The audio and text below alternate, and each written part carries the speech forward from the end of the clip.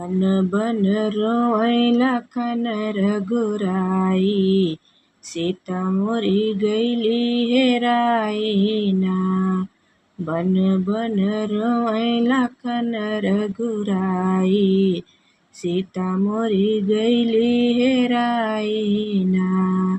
फुलवा से पूछे बरा से पूछे, फुलवा से पूछे बरा से पूछे, क्यों मोरी सीता के देत बताई, क्यों मोर सिया के देत बताई, सिया मोरी गईली हेराई ना।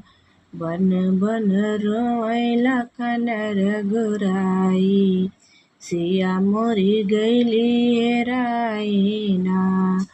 बन बन रोए लखन रघुराई, सिया मोरी गईली हेराई ना।